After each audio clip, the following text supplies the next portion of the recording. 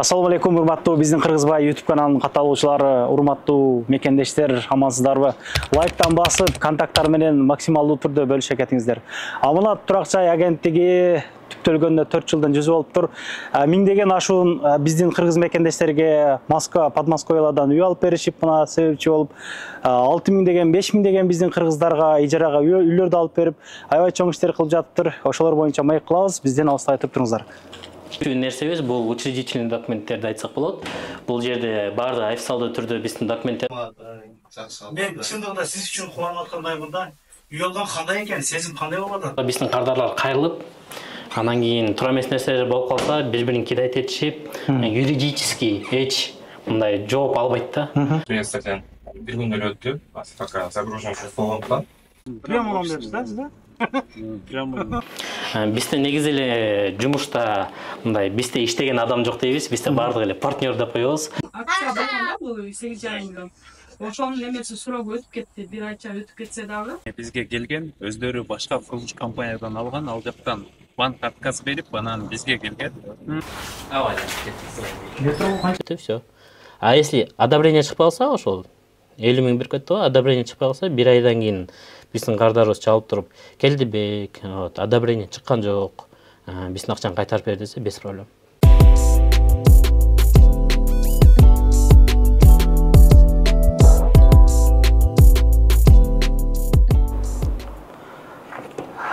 Аманат турак жай агенттиги метро Павлевскаяда жайгашкан.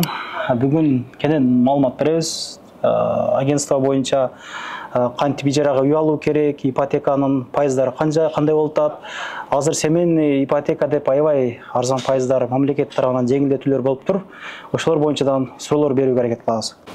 Ылдыйга түшкөндө эле Сүйүнбек ажакебиздин окуу борбору көзгө чагылып даана көрүнүп турат экен. Бул жердин өзү генеральный директору Келдибек мырза тосуп алат. Ассаламу алейкум. Иштериңиз жакшыбы? Алхамдулилlah. Иштеп атасызбы, чарчабай? Бул агабызды аябай көп соцсеттерден көрүп жүрсөңүздөр керек. Аябай көп жерде окуган, жогорку билимдин ээси. Бүгүн эми агентство боюнча, ижара боюнча кенен түшүнүп беребиз анда. Амат сенде сүйлөшөлүк. Буюрса. Ассаламу алейкум, урматтуу мекендештер. Менин атым Келдибек. Мен генеральный директор болом агентство недвижимости Аманатта. Бул жерде өзү агентство Умар деген досумдуку. Биринчи эле айта кетүүчү нерсебиз бул учредительный документтерди айтсак болот. Бул жерде баардык официалдуу түрдө биздин документтер бар, Манастыкы бар, биздики бар, сертификаттарыбыз бар, дипломдорубуз бар. Бул негизи эле недвижимость тармагында официалдуу түрдө иштөөбүз аябай эле кыйын. Азыркы убакта частниктер аябай көп болуп кетти. Частник адамдарга биздин кардарлар кайрылып, анан кийин туура эмес нерселер болуп калса, бири-бирин кидайт этишип, юридический эч мындай жооп албайт да. Ошон үчүн биздин кардарларга айтып кетет элек, агентство недвижимостиге кайрылсаңыздар, ошо баардыгын кайрылсаңыздар, всегда учредительный документтерин караш керек биринчи. Аябай жакшы. Бул бөлмөлөр кандай бөлмөлөр? Биринчи эле бөлмөбүз бул жерде эми биз сиз айтып кетпесизби, Манас окуу диний борбору менен чогуу турабыз. Ошо 220 квадратный метр общий офис. Ошо бул жерде бизде эркектер сабак алышат. Ошо воскресенье, суббота күндөрү кечки убакыт келишет. Араб тилин, Куранга түшөт, устаздар бар, устаздар бар. Аял кишилер деле окуйт. Бүгүн суббота күн. Бүгүн азыр экинчи кабинетке киргизели, как раз бүгүн суббота күнү аял зат өзү айымдарыбыз эртең менен келип, мына бу жерде сабак болуп тур азыр. Такылат ишке. Бисмилlah. Ассаламу алейкум. Ассаламу алейкум. Бул жерде аша айымдарыбыз сабак өтүп атат. Буюрса мешайт этпейли. Келип окуса болот. Ооба, келип окуса. Жакшы экен. Жакшы. Илимге кызыккандар аябай көп бизде азыр. Бул жактан келип орондоп, динге амал кылып калган бир туугандарыбыз аябай көп кездешет го бизде негизи. Бул жагыңыз кандай? Бул жагыбыз бизде уже ижара бөлмөсү, кирсеңиз болот. Бул бөлмөбүздө бизде Ассаламу алейкум. Ассаламу алейкум. Жигиттер тынчсыздарбы? Бул бөлмөдө бизде ижара менен иштешкен адистерибиз отурат. Бизде негизи эле жумушта мындай бизде иштеген адам жок дейбиз, бизде баардык эле партнер деп коебуз. Булар иштесе биз иштейбиз, биз иштесе булар иштейт да. Ошондой. Где-то 12-13 адисибиз ушул жерде отурушат. Баардык ижара менен иштешет. Аны көрсөтүп кетүүчү нерсебиз бул жерге өтсөк, Бул жерде полностью бизде компьютердо базабыз бар. Биздин кадрлар чалат, колл-центр аркылуу ошо консультторго жооп беришет. Кайерден квартира керек, кандай квартира керек, регистрациясы керекпи, кереги жокпу, кайсы районуна керек, кандай баага керек, баарын карап, баарын текшерип, эми бизде бул жерде база мындай клиентов деп коет. Ошол формировать этет. Бул жерде болсо бизде база собственников деп коет. Бул жерде өзүбүздүн CRM-ыбыз бар. Ошо CRM-ин көрсөңүздөр болот. Мына бизде жана Авито, Сеан баардык тармактарда объявлениялар чыгат го. Собственник деген бул ошо үйдүн эзи чыгарат го. Ошолордун базасы бизде бар. Алардын өзүнчө чогулуп, бизде бул жерде өзүбүзчө кардарыбыз отурат. Ошонун баарын текшерип, баарды менен сүйлөшүп, именно кыргыз жараны кирип жашай тургандай кылып, ошо экөөнү байланыштырып, биздин адистер иштешет. Колдон келишинче регистрация коюп бере турган адамдарды алат экенсиздер, бул жактан. Эми азыркы убакта азыр карап атпайсызбы, көрүп атасызбы кандай болуп атат. Крокси чыккалы болду. Андан кийин эле Дагестанда ызычуулар болду. Андан кийин эле байкуш мына мигрантофобия башталды. Жанагындай регистрациясы жок турса, участковыйлар келип базып, рейдтер жүрүп келип базып, выдворение кылып атат да. Биз колдон келишинче, эми аябай чоң иш кылып атак деп айтсак болот. Биздин обязанностька негизи кирбейт. Регистрация коесузбу же койбойсузбу дегенчи. Биздин договорубуз официалдуу түрдө түзүлөт. Мына көрсөтүп кетейин сизге. Биздин ошо ижарага болгон договорубуз мындай өзү эки экземплярдан болот. Бирөөсү ижара алып аткан кишиники болот, а бирөөсү болсо ижарага берген кишиге берилет. Баардыгы мындай көрдүңүзбү? Аманат турак жай агентствосунда бар жакта жазылып турат, защищенный деп коебуз буну. Неге мынчалык көп жаздыңыздар? Эме да, бизде азыр мошенниктер көбөйүп кетти. Мошенниктер көбөйүп кетти. Анан биздин атыбыздан биз аманатта иштеп атабыз деп, биздин атыбыздан жөнөкөй эле черно-белый договорду интернеттен качать этип алып эле барып алып атыптыр да биз мекендештерди. Ошон үчүн биз ушунча защита койдук. Бул жерде ижара берген кишинин да укуктары каралган, ижара алган кишинин да укуктары каралган да. Биз 11 айга чейин жазып беребиз. Ошо 11 ай полностью сопровождение бесплатный болот. Эми Кудай сактасын, биз тапшырып атканда аябай жакшы текшерип, ал жерде алкаштар жашабайбы, ал жерде инвалид жашабайбы, ал жерде бабушка жашабайбы, мындай мошеннический схемалар ижара тармагында аябай көп да.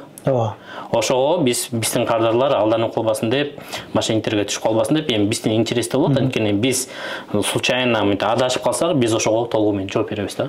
Бизде бир-эки случай болгон, эми бир жолу эми сакталбай жакшы баарын эле текшерген, ал жакта просто ошо инвалид бир баласы бар экен, анан инвалид баласы келип кайда үйдөн чыккыла деген да.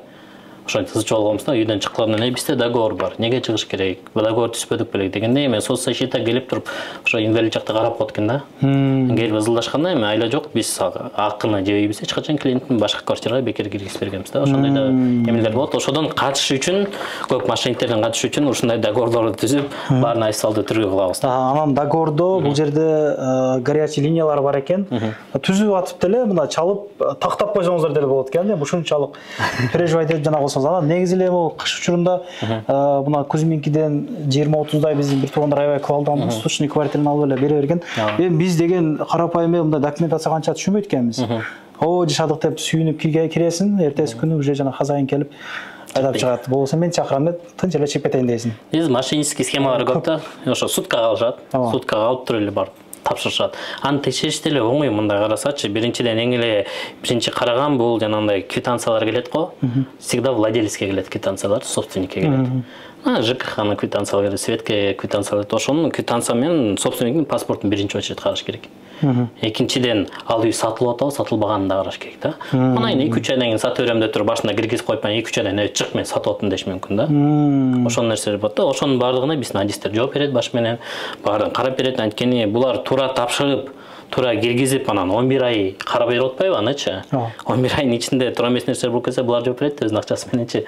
Ошон үчүн биз өзүбүз компания аркылуу интерестебиз да. Эч ким алданбаш үчүн. Аябай жакшы экен. Учурда агабыздын колунда ошол Аманат турак жай агенттигинде 40тан ашуун биздин бир туугандар жумуш менен камсыздалып иштеп атыптыр, а? Аябай жакшы экен. Биздин негизи недвижимость тармагында бул риэлтор деген специальность, высокооплачиваемый специальностьтер кирет да. Анан бизде мекендештерге айтып кетет элек, бизде вакансиялар бар. Кел иштейм десе кел. Кандай балдар керек? Кандай кыздар керек? Бизге эң главный бул адамгерчиликтүү. Адалдыкка табамдын киши болсо, келип үйрөтүп алабыз. Вообще проблема. Адамды любой нерсе үйрөтүп. Орусча билиш керек бирок, Эми орусча колдон келсе билсе жакшы болот. Эми бизде орус курстарда бар болчу, биз орусча үйрөтүп да жатканбыз.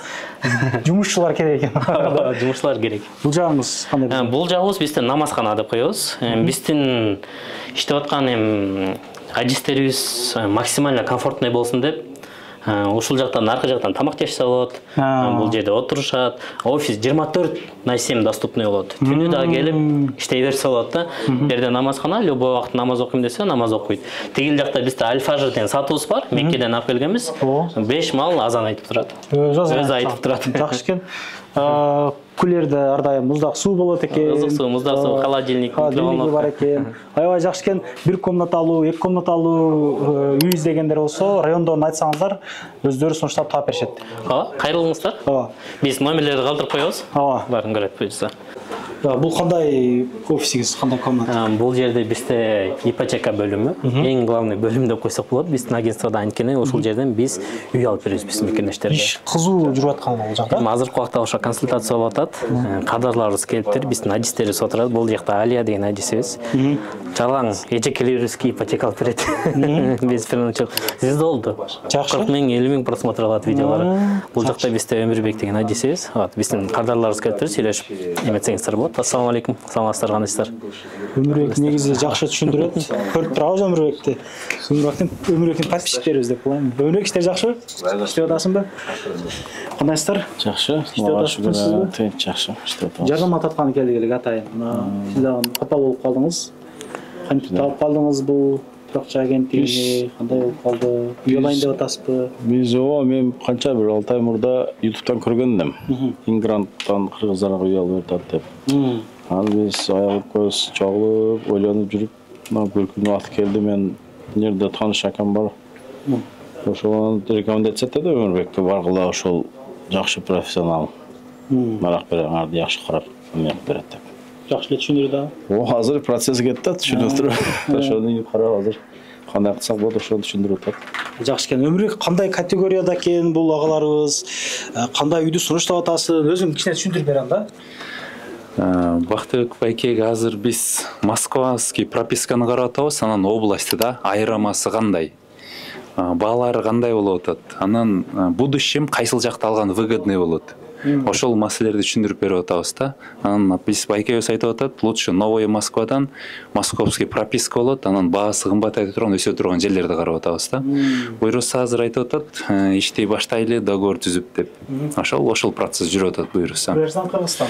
Граждан Россия жараны. Семейный ипотекага кандай илешет, илешпейт бекен? Илешет.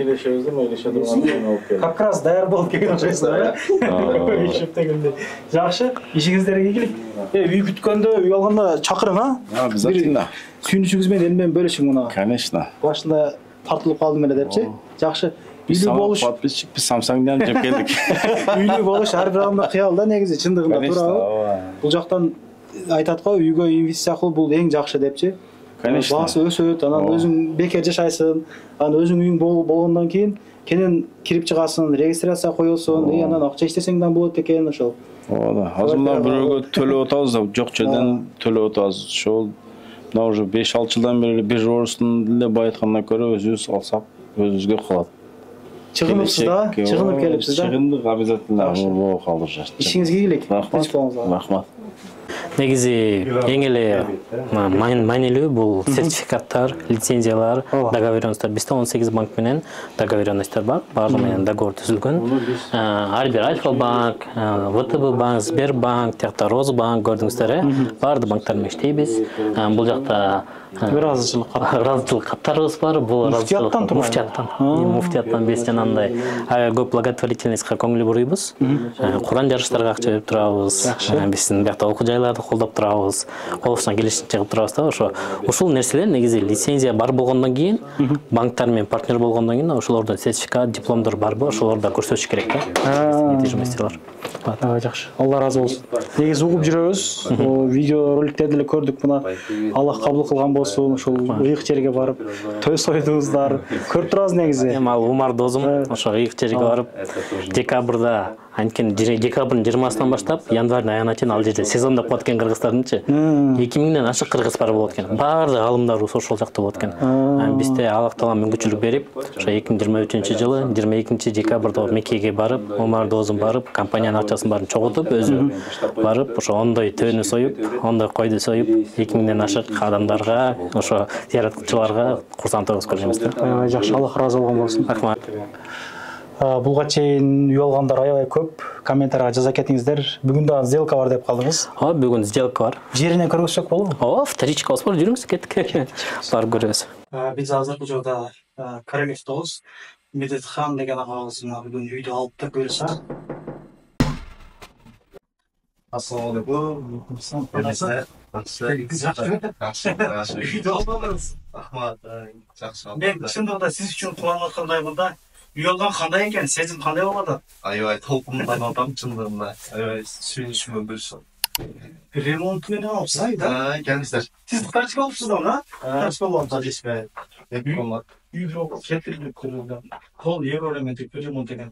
Бар жогу менен калтырган айтканда. Шкафтары, люстра, стол стулдары, бардык менен. Келиңиз айда экен. Кандайсыз? Assalamu alaikum. Естериңиз жатпы? Эмне алдыңыздар? Бүгін квартираны принимать етіп алдық. Клиент Медетхан. Сделка 4 өткен. Регистрация разрешение бір күнде өтті. Пока загружен үшін болғанда. Понедельник кеше ақша түшкен. Бүгін приемді полностью күштерін алайын.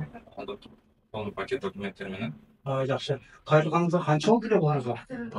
Где-то 1 ай болду. 1 ай ичинде полный уже сделка үйлөрдү көрдүк. 5-6 үй көрүп тандап өзүбүзгө жаккан үйдө квартираны тандадык. Ишибизге жакын. Сиз ушул районда жашайсыз? Ушул районго эле жакын эле жерде жашайм. Жумушум деле ошол жерде.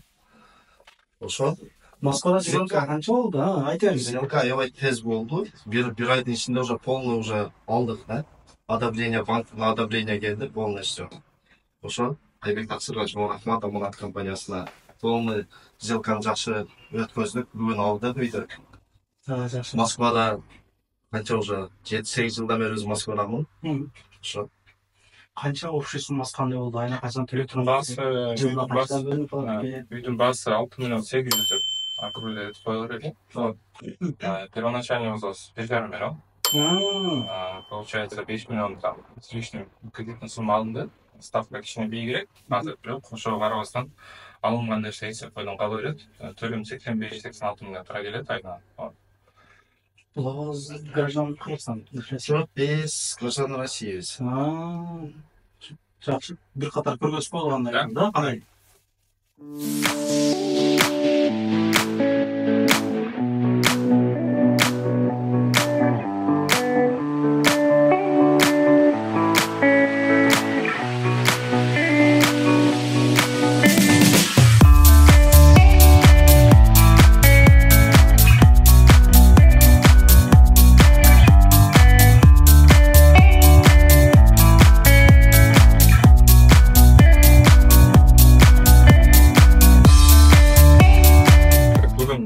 Пакет документтерди алып, акты жазып, передачаны күчкө алды, собственникке. Эми жаңы собственникке Медетхан. Бул жерде 3 файл бар. Активный документы, банковские документы и основной документы менен 3 файл. Доверса кийин сатсаң деле эч кандай кыйналбайсың, документ издебейсиң. Болгону 2 выписка менен көңүлүңдү токсоп бересиң. Слышишь? Доверка иди. Аренда Медетхан да жок, станция. Аманат мекенесиз, ошо Аманат компания кайрылыңыздар, Аманат компаниясы сиз Аманат досторго кыйнак кылбайт. Мен Алымхан Суромбай Жолболдуевич, Аманат Турача компаниясынын алдыңкы катчысымын. Бул компанияда иштеп атканыма 4 жылдын жүзү болду уже. Биякта иштин оор жеңил болот. Биздин жумуш кардарлардын көзү менен караганда жеңил көрүнгөнү менен өзүбүз тараптан аябай оор болот. Анткени ар бир клиенттин ситуациясына кирип квартира алып бериш оңой нерсе эмес. Квартираны алгандан кийин биз 11 ай бою квартирага жооп беребиз негизи. Бирок кандай жол менен? Сиз квартираны алгандан кийин хозяин менен сиз түзмө-түз байланышта калгандан кийин сиз ал менен сүйлөшөсүз да. Бизге чыгып буну сүйлөшүп берчи, аны сүйлөшүп берчи деген нерсе ал жерде өтпөйт. Биз анткени собственник менен кандай границада калабыз? Биз сизди 11 ай көзөмөлгө алгандан кийин до конца договор бүткөнгө чейин карайбыз да. Ошол учурга чейин гана. Эгерде сиз ал жерден бирөөнүн шкафын ыргытып берип, хозяинден сурабай, же болбосо чыгып кетип, күлүштү алмаштырып коюп, затоп кылып берип, ушундай нерселерди айтпай өзүңүздүн билгениңиз менен кыла турган болсоңуз, договор ортодо бузулуп кетет. Ал договордо ошол нерсе указать этилет да. Ошон үчүн договор түзүлөт сиз менен собственниктин алдында. Эгерде хозяин жөн келип эле сизди чыгарам деп өзүнчө каяктагы нерселерди айтып сизди чыгара турган болсо, анда биз сизге бесплатный башка жерден квартира таап берүүгө милдеттүүбүз. Кээ бир учурларда клиенттердин баардыгын чакырып алганыбыздын себеби кээ бир клиенттер өздөрүнө уверенный болбойт. Ошол учурда биз клиенттердин баардыгын чакырабыз. Ошол клиенттер көрсүн квартираны состояниясын. Сүрөттө квартира кандай болсо, өмүрдө эле ошондой болот. Кээ бир квартиралар сүрөттө башкача, өмүрдө башкача болот. Ошон үчүн квартираны показга келип көрүңүздөр деп айтабыз. Көп квартираларды алганда кыргыздар мошенниктер попал болуп калат. Не учурда? Квартираны биздин кыргыздар көп проверить этпейт.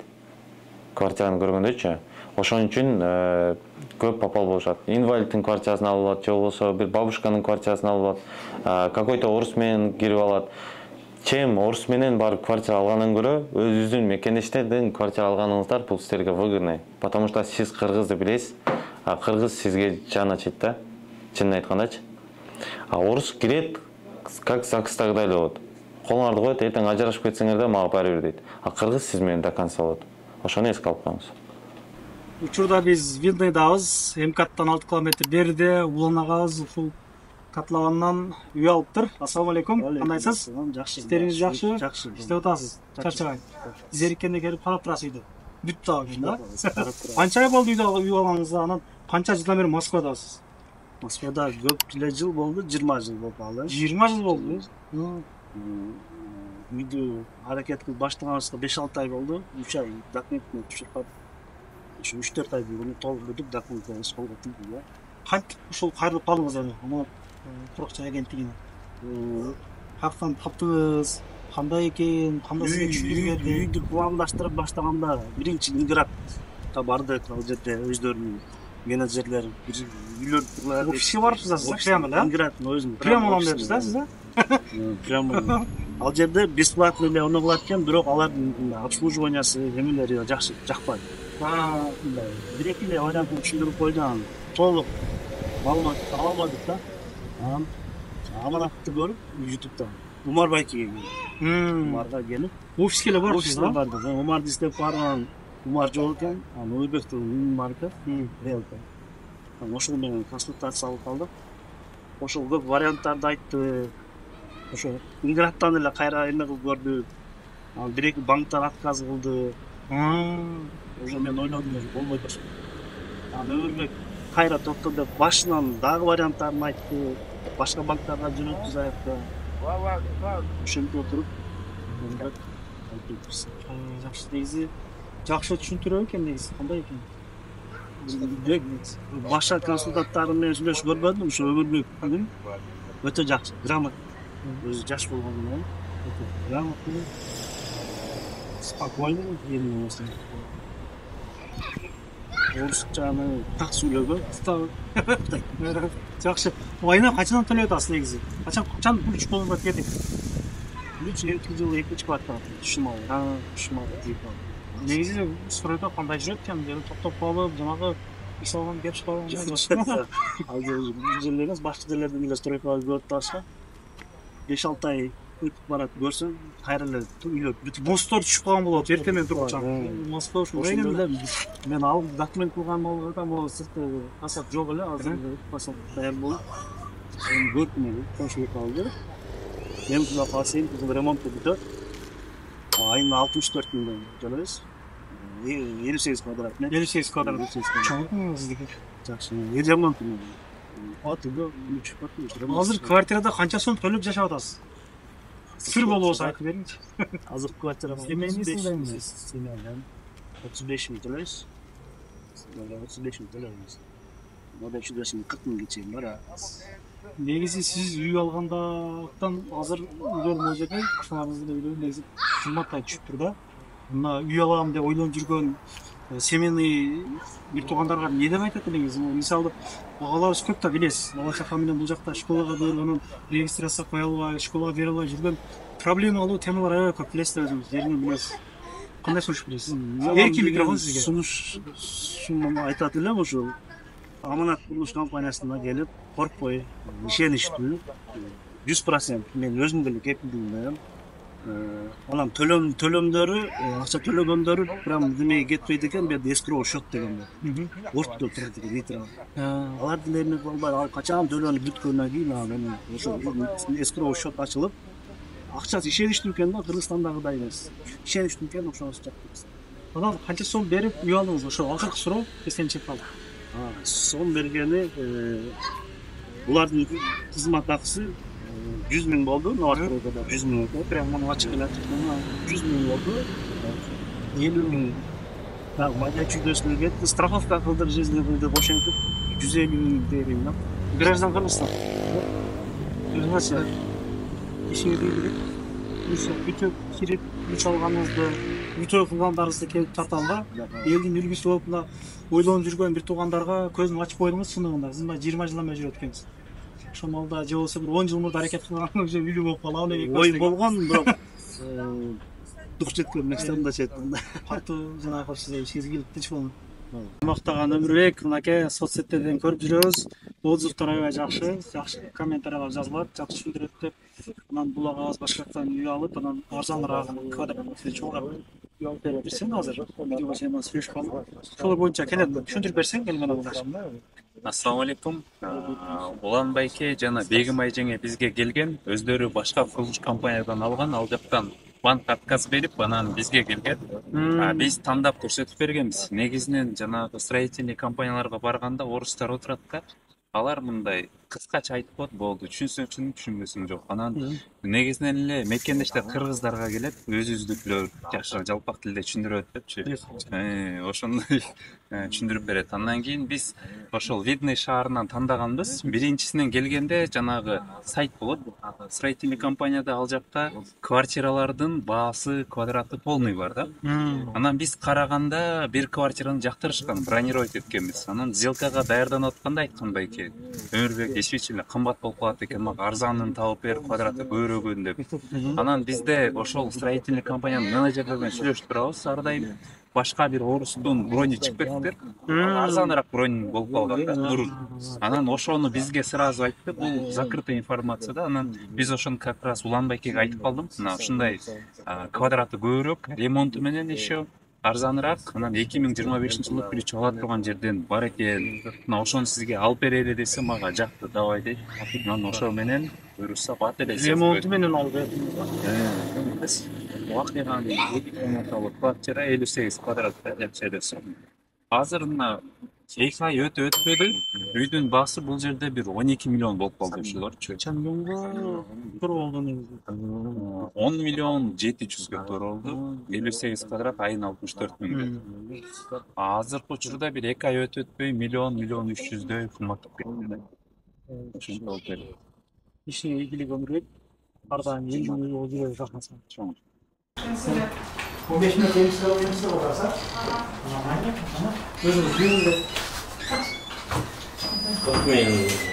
Гүлзат эжекебиздер дагы үйдү эч кача болуптур негизи алганда. Кубанычы койдун алыптарына эме бөлүшөлүк деп атат. Эжеке кандайсыз? Иштериңиз жакшыбы? Москвада негизи канча жылдан берисиздер? Канча жылдан төрөп элеңиздер негизи буга чейин семейный квартирада снимать этип? Москвага келгениңизге 2 жыл болоюн деп атат. Мага чейин барып келдик, ошол жакта жашайт элек Кыргызстанда. Барып келип жүрчүбүз да. Аябай жакшы үй алыпсыздар. 2 комнатпы кандай? Эмне деп аталат? Евродушка деп. Евродушка. 2 комнат кылып алдыңыздар. Ортодон бөлүп 2 комнат кылып алдык. Аябай жакшы. Канчадан төлөп атасыздар? Канча акча бердиңиздер биринчи? Бул айына 40 500 сом болуп атат. 40 500. Семейный ипотека менен 6% менен алдык. Граждан Россия. 6% менен 6% менен алдык. Первоначальный взнос канча процент бердик? 1 миллион 700 бердик. Квартиранын баасы 8 миллион 488, бул зданный уже готовый үй болчу. готовый вид болса адамдар жашап уже как вторичка, но семейная ипотека действует, это уж он семейный, а вот сразу чистая. Метро қанша жол болды қазір қандай болды? Метро имсіде шведенка дейін ұшық 15 минут. Метро Анина, бульвар метро серый линияға, неме автобустармен 15 минут. Немелер жақсы екен да? Транспортный доступность вообще жақсы екен. Сіз бай мындай райондардан оқшайсыз да? Можем закрытый зона екен. Көкөс болу қараңыздар. Бұл пик компаниясы комфорт. Пик пе? Комфортқа келетін. Бұны қараңыздар. Баланың ояқтан шығарып қойыңыздар, подъезден бала ешік бар. Этажды алдық, бәрі шоқ. Мына жерден қарап тұрған закрытый зона.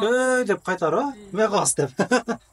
Закрытый полный камерандай, безопасно. Закрытый зона екен, екі комната. Без машины, без О, төшөктөрдү салонунан кыргыз чакырып, жакшы бизди күтүп алышты, ыраазычылык билдиребиз эжеке.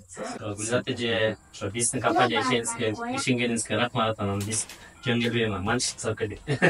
Балдарыбыз ошо өзүбүз мантип жасап берип турабыз. Өзү аманат компанияда бизде Өмүрбек риэлтор менен сделка чыкканса, бир-эки сөз айтып берсеңиз жакшы болот эле. Өмүрбекке чоң рахмат, азыр эле айтып өттүм.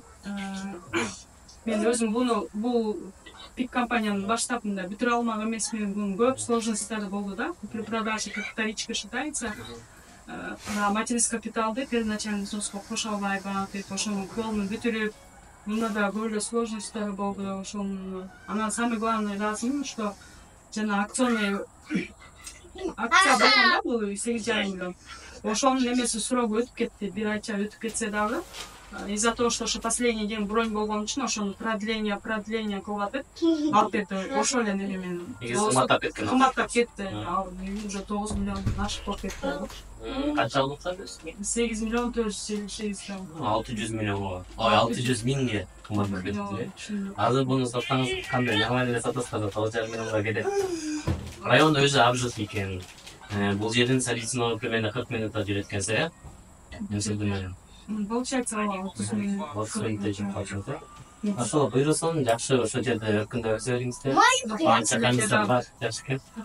Эң эле сонун жери бул двор экен да. Балдарды дворго чыгарып коюп, айнекте карай эле отурмай. Рахмат, ушу Өмүрбекке ошол полный мындай суроолор менен неме кылып жүргөндө эле жокмун, ошо сделкаларды колумдап неттен өзү бүтүрүп.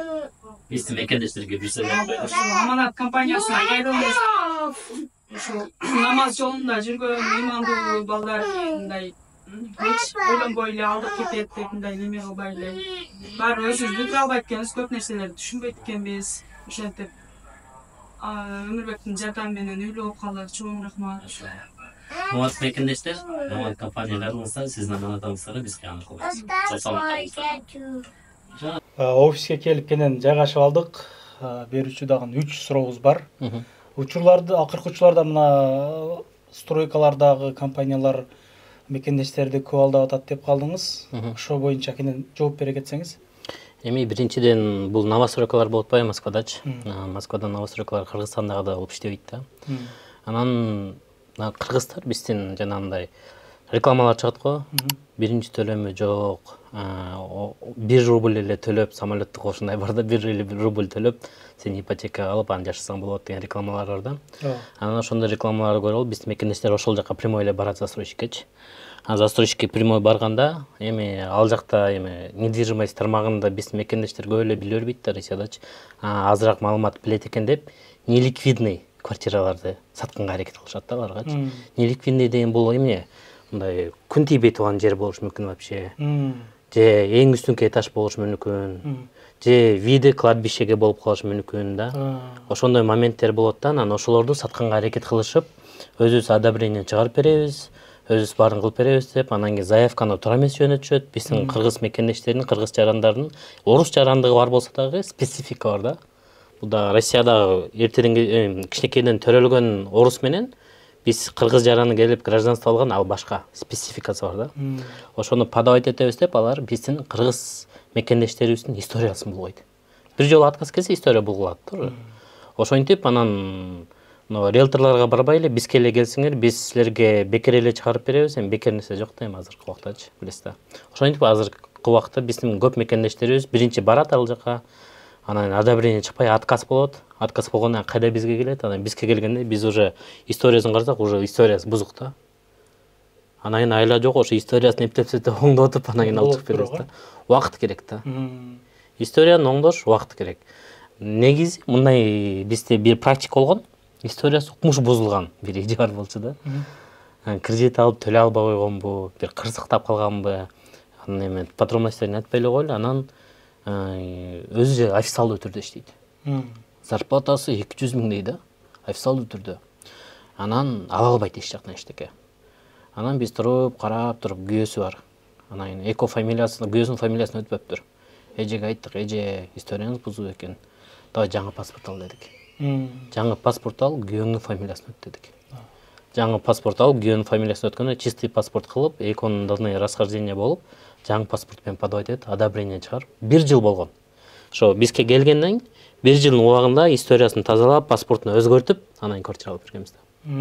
Анан көп эле бир туугандар Москва жергесинде же болбосо ошол Подмосковьялардан чек алып үй салышып, конок үйлөрүнө кылгандар бар. Ошодан жардам беребиз деп калдыңыз үй салганда анча. Ошолор боюнча да түшүнүк берсеңиз. Азыркы убакта Россияда ИЖС деген программа бар. ИЖС деген бул индивидуальное жилищное строительство деп коет. Өзүң алып Сбербанкка же ВТБ банкка же Альфа банкка барып ИЖСке өзүң тапшырып, өзүңө 12 миллион алып, 12 миллионго чейин семейный ипотекамен господдержкамен алса болот. Алып өзүң курса болот болчу. Бирок азыр аны кичине өзгөртүп атат. Мурун оңойрок болчу, азыр кыйыныраак болуп калды. Азыр биздин мекендештерге биз туура подрядчиктерди табып, биздин компания, аманат компаниясы 6-7 подрядчик менен сүйлөшкөн. Подрядчик бул курулуш компания деп айтсак болот. Ошондой жер тамдарды салып жүргөн. Биздин подрядчиктердин баардыгынын өзүнүн айылдары бар. Наследие деген айыл бар, Петровский городок деген айылдары бар да. Барсаңыз 200-300төн үй куруп, уже жашашып атат да. Ошондой гана подрядчик менен иштешебиз. Анан ал подрядчиктердин көбү Татарстандан болот. Эми биздин дилибиз бир болуп, анан татарчалар сүйлөсө, мен кыргызча сүйлөсөм, бири-бирибизди түшүнөбүз да. Ошентип жакшы тил табышып, Москва Ситиде отурушат. Анан азыркы убакта биздин кыргыз мекендештер үй алам десе, новый программабыз бар ИЖС боюнча 12 миллионго чейин семейный ипотека менен 6 жашка чейин 2 баласы болсо, РФ болуш керек, граждан Россия болуш керек. Бизге келип кайрылса, үй алам десе, биринчи одобрение алабыз. 12 миллионго чейин кайсы банктан 4-5 банк менен иштешебиз. Ошол банктар менен одобрение алгандан кийин биз участок издейбиз. Участокты табабыз биринчи. Участокты в основном эми замкадан издейбиз. Бирок Москвадан нары 200 километр алысыраак, 200 километр максимум да. Анткени 200 километрден нары уже биздин кыргыздар ай жака барбайт. Неликвидный болот, анан кийин сата албайт да, биз ошондо айтып беребиз. Примерно МКАДтан нары 5-6 километр. Эң көбү 15 километр болгон. СКАДка кичине жакын болгон бир жолу. Вот ошондой жерлерден участок карашып өзүбүз табып беребиз. Участокты алабыз. Участокты алганда биз подрядчикти ошол убакта эле подрядчикти тандатабыз. Клиентке беребиз, бизге келген. Мына ол подрядчик бар, бул подрядчик бар, тиги подрядчик бар. Бунун өзүнүн айылдары бар, бунун өзүнүн айылдары бар. Бул панельный дом курат, бул кирпичный дом курат, бул бетонный дом курат, бул каменный дом курат. Ошо баарын көрсөтөбүз да. Бизде баарын брошюркалары бар. Онлайнда көрсөтөбүз, керек болсо алып барып көрсөтөбүз, ичине кирип да көрөт. Анан ошону тандайт биздин кардарыбыз. Ушул компания менен деп. Ал компания менен договор түзөбүз, проект чыябыз. Ошо 12 миллионго примерно 6 сотик менен 110 квадраттан өйдө чоң үйдү куруп койсо болот оп эле. Вот. Мен билишиме караганда сиздерге биринчи кайрылып жүгүрүп баштаганда бир аз тыйналасыздар. А эгер одобрение чыкпай калса, документтери нито болуп калган болсо, ал акчалар кандай болот, кайтарып берилеби? Биздин кандай каралат кызмат акыбыз боюнча айтып кетейин биздин мекендештерге. Новостройка болсо, биздин кызмат акыбыз 100 000 эле. 100 000 рубль биз мындай документ жазап, туралап, банктан одобрение алып, ошол эле да. Болду.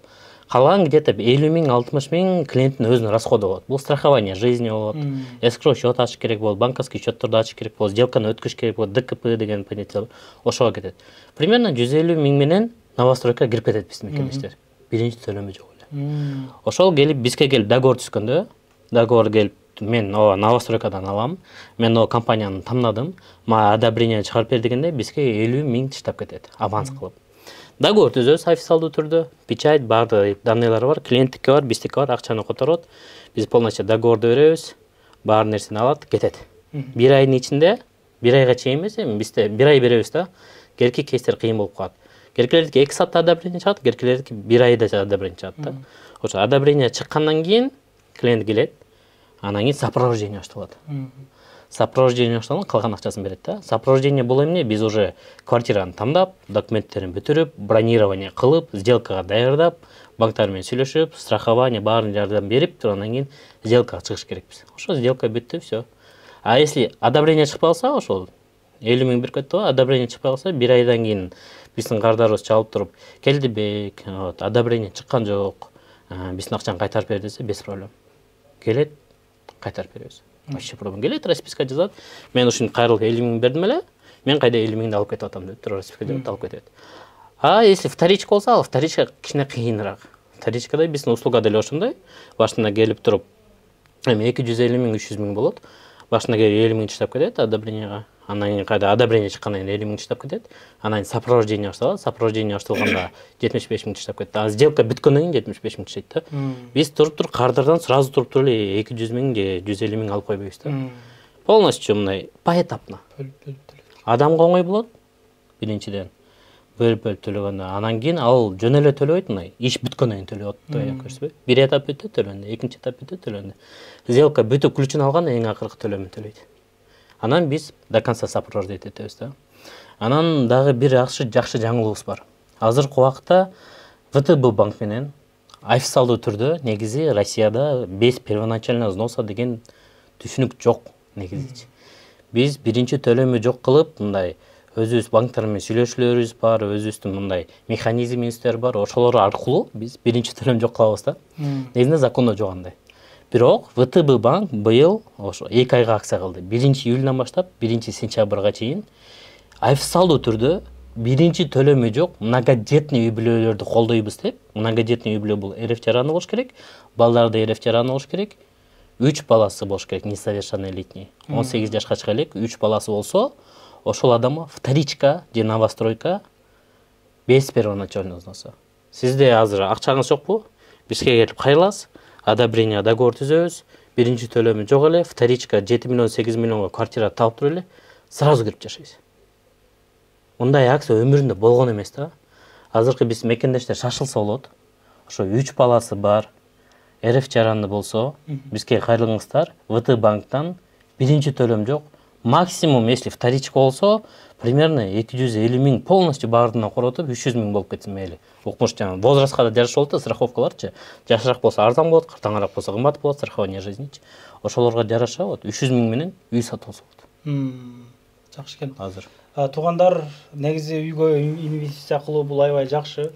Бул үйлөр айтылып өтүлгөндөй эле күндөн күнгө кымбаттай турган мүлк, андыктан чамданыңыздар демекчи, квартира ала турган болсоңуздар деле кайрылыңыздар. Өзүңүздөр издеген райондордон таап беришет, двухкомнатный, трехкомнатный, биркомнатный каалаган форматта таап беришет экен. Ишиңиздерге ийгилик. Анан баса. Жакшы жаңылыгыбыз бар. Мен 1,5 ай мурун Кыргызстанга барып келдим да. Кыргызстанга барып келип, анан бир банктын атын айтпай турайын. Кыргызстанга барып келип, бизде негизи Кыргызстанда жүрсөк, кредит алам десеңиз, ипотека алам десеңиз, рассрочка алам десеңиз, Россияда жүргөн мекендештерибиздин доходторун учитывать этпейт да. Мен ата-энем, например, ипотека алам десе, мен зарплатам биякта альхамдулилля да. Мен зарплатамды аяктан учитывать этпейт. Жок, башка мамлекетте биз аны кара албайбыз дейт да. Биз Кыргызстанга бардык. Кыргызстанга эмне үчүн бардык? Былтыр 2023 жылы биз 1 миллиард 240 миллион оборот кылдык. Рубль. Ошону эми элестетип көрсөңүз, проценттери менен биздин кардарлар төлөгөндө канча деген акча Россияга калып атат. Анан биздин мекендештерди мындай ойлонуп көрсөк, 30 жыл, 20 жылга уже Россияга байлап койгон болот экенбиз да. Анан бизге ой келди. Ошол акча Кыргызстанга барса кандай болот депчи. Мен Кыргызстанга бардым. Аябай бийик уровеньде жолуктум. Министрлер менен жолуктум, банктардын председательдери менен жолуктум, айттым. Биздин мекендештердин доходторун учитывать эткиле дедим. Таксист болобу, дворник болобу, официалдуу түрдө иштеп, отчетторду көрсөтүп, мына мен ушунча табам деп доходду көрсөтө алса, биз документтерин чогултуп берели бияктан дедим. Анан баса биз Кыргызстандан дагы аманат компания ачтык да. Жакшы. Ошо аманат туракчы агентствосын Кыргызстандан ачтык, Бишкекте офисибиз бар. Анан ал жактан мындай экен. Бул жакта биринчи одобрение алып, анан кийин квартира издейбиз да. А Кыргызстанда квартира табыш керек экен, анан кийин одобрение бериш керек экен да. Ал кыйыныраак экен, анан ошон үчүн биз банктар менен сүйлөштүк. Документтер бияктан чогултабыз, бизге кайрылат бияктан, азыркы кайрылган эле мекендештерибиз кайрылат. Кыргыз жараны, пока РФ жараны сүйлөшкөн жокпуз. Кыргыз жараны сүйлөштү.